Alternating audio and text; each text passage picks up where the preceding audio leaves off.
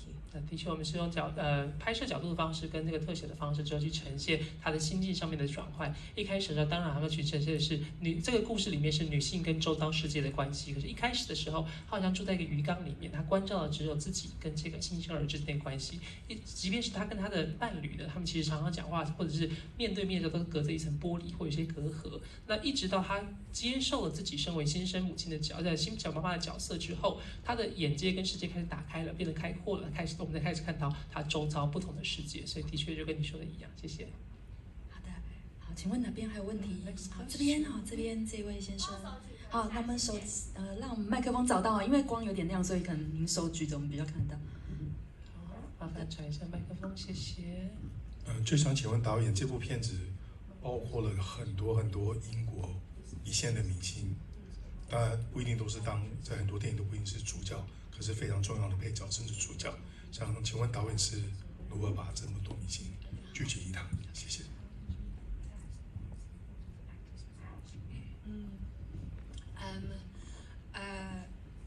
Jodie Comer, we kind of knew she's this extraordinary actress.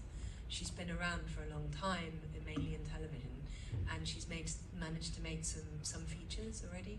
But when her name came up, I was really excited because I think a lot of people in the UK know how amazing she is, and especially with a role like this where it was going to be so challenging. And when I met her, she is really brave. She's a really courageous actress and had a really good sense of what the character needed. So that's why I cast her, because she's amazing, and I was very thankful she agreed. And then the other actors, Catherine Waterston, we spoke, and she has this, she lives in London now. She's been living in London for a long time. And I think it was really exciting to have her on board because she has a she's really present. She's really good at improvisation and really present, and she matched the character really well for me, the kind of character who's bold and brave. And then Benedict, his company, produced the film, and when I asked him to come on board, he said yes, which is how that happened, and I was very thankful. Yes, and I mean, and Joel Fry I had worked with prior, and he normally does comedy. Not normally, but he's quite often seen as a comedic actor. But I knew he had layers, and he could definitely bring out the vulnerability in this particular part in the way that I wanted. So I was very lucky with my cast, very lucky. 我觉得自己很幸运，这次可以找到这么多精彩的演员一起来跟我们合作。那演主角演母亲那个 Jodie Comer， 其实我以前就知道她的演出。她其实在过去有很多电视影集的演出，也曾经参与过几部长片。我觉得她演技一直很精彩。我当时跟她联络的时候，我就很希望她可以演出这个角色。但我后来她答应参加这演出的时候，我也觉得非常的幸运跟非常的荣幸。那至于 Catherine 的话，其实现在住在伦敦已经住很久了。她过去的话，很多人都知道她过去有非常多精彩的演出，所以我也非常的感谢他愿意加入。那至于 Benedict 的话，那他的制片公司就是这部片的这部片的制片公司，所以他当时我们邀请他的时候，他也欣然同意，所以我们有机会邀请他来演出。那最后是 Joe 的这位演员的话，他过去常常以喜剧居多，但是他其实有非常丰富的表演层次，所以我很高兴这次能够集结这么多优秀的演员一起演出。好的，这边这位朋友。麻烦您手继续举着，好，这样我们才找到你。麦克风在后面。谢谢。Hi. So firstly, I would like to thank you for the film you made. I really loved the film. It was really beautiful as well for me, and I think a huge portion of the enjoyment was from the sound design of the film, and it reminds me the first scene of the film was the water and the bathtub and was immersive, and it flooded the life of the characters, and I was so stunned by the image I see, and the audio, the sound was take me to another world, and it was so impressive. I'm speechless talking about this.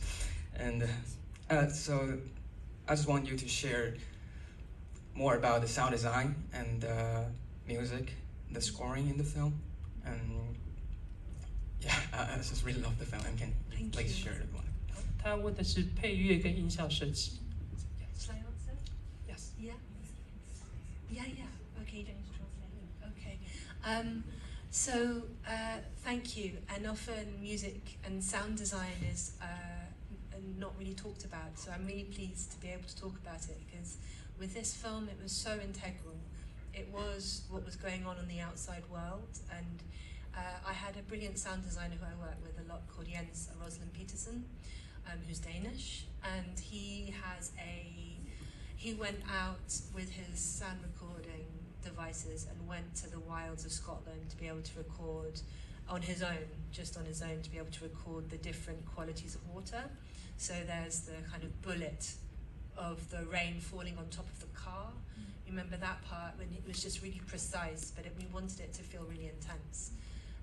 And we also used other forms of water to depict other dramatic moments subconsciously. So we had ice breaking and cracking, this very specific sound for it wasn't glass breaking, it was ice. And then we also had, he recorded the sound of geysers in Iceland, you know, and used that for the boiling of the pan before the man and boy arrive. So we had this kind of this sense of there's something slightly wrong in the world through the sound continuously. And then we made a harmony with the water through the idea of sea and memory and tides coming in and out. So there was a kind of conceptual continuity between the idea of the cycle of the story and the sound as well. So that's sound design. I can go on to music, but I felt you need to translate that. Yes. 好，那首先呢，回应到音效设计的部分，我们的确很少人问到音效设计，但是我觉得这个东西对于这部片很重要。我跟之前合作过的一位丹麦音效设计师合作，那他就带着自己的录音器材之后，到苏格兰的野外去采集各种不同的声响，所以各位听到的声音都是他采集而来的，非常的准确。比如说雨水落在车上的声音，或者是他也采集了一些不同的声音去代表角色的心境和他的变化，或者是各位听到那个并不是玻璃碎裂的声音，而是冰块碎裂的声音，或者是他曾经去到冰岛去录制那个冰岛间歇性喷泉的声音，去呈现那个水滚的声音等等，这些都是他特别去设计的声音之后，去反映出在这个环境里面不同人他们不同的情绪反应跟背景。And music was composed by a musician called Anna Meredith, who is a composer, but she's a musician as well. And she'd made the music for a film by Bo Burnham called 8th Grade. But I had loved her music for a long time. And my usual composer, sadly, had died. And so I was trying to find someone else to work with who I was very different to my composer who I used to work with, Jonathan Hill. And Anna's music has always moved me in an unexplainable way. And I really wanted something that wouldn't lean cleanly into the emotion, but that would give me a new emotion by pushing us into a slightly different direction. And Anna managed that in an unexplicable way. 那配乐的话，这次跟这位配乐的作曲家 Anna 合作。那我之前曾经合作过多时的配乐作曲家 Jonathan 很遗憾已经离世，所以我必须要找一个新的作曲家来合作。那 Anna 的音乐其实对我来说都非常的令人动容，所以我这次选择跟他合作之后，他带我们透过音乐的方式之后，让我们不仅牵动情绪，但同时也把我们的情绪引领到不同的方向。比如说透过水的关系之后，去感受那个潮起潮落、潮来潮往的感觉。最后一个问题了 ，Last question。这边这位观众 We have someone in front. Hi, I really love this film you create. So I'm quite curious about what triggers you to create this film. Since I noticed that it's a kind of juxtaposition of catastrophe film and a little bit of romance. So I'm curious about this. Thank you. 中文简单的。就是我还蛮好奇那个导演为什么会想要制作出这部电影，因为它对我来说有点像是就是灾难片还有类似的爱情文艺片这样子的一个结合。谢谢。I think I was interested in the human experience and the idea of humanity, and and for me, through disaster, often you think about your loved ones and your connection with people and your care as well as your losses. And we wanted to honor grief as much as we wanted to honor hope. You know, that there's a kind of a bit of both at play. So I suppose that I was interested in that and the truth we could get out of the actors as a result of finding something that felt true to life. That kind of bittersweetness of loss and love. 其实我一直以来在关注的是人的体验，还有人性的情况。我们在世界上面对到各种灾难的时候，在灾难的之际，我们可能会更加的关心我们亲爱的人，我们所在乎的人跟人的关系，还有去想到过去的种种的失落、悲伤，但同时之间也要去想到未来的希望等等。所以我觉得人在这么多复杂的情绪交错之下，往往能够去找到一些不同的方向，而在这个摸索的过程当中，也是我们想要去呈现的面向。没时间了，对不对？还可以再一题吗？好，最后一题，最后一题。这边这位朋友啊，麻烦你的手。真的吗？哇，同时有2个人哎，我们有办法把问题问得很简单吗？是复杂的问题吗？This is just a follow-up, like the previous lady. She's asking about like why do you choose to put the apocalyptic scenes together with a film that is discussing with the familial relationship. So, I would like to ask specifically about the ending of this film, because this ending to me is somehow quite a romantic way to bring back the family members back together. So I'm wondering where does this kind of source of hope, and where exactly does this source of hope coming from? Yeah, thank you so much. 浪漫的结局跟有没有带来希望？后面那位要问什么问题？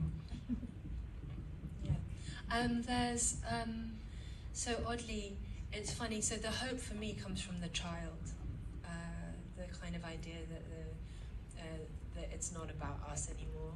That's why I didn't show the woman and R together, because for me, there's something unresolved there that's got to have another story to continue on. But the journey starts with that child, as the child has had quite a successful growth throughout all this trauma, has managed to survive, and there's some hope in that. And I wanted to see that the future of that child is going to continue to move forward.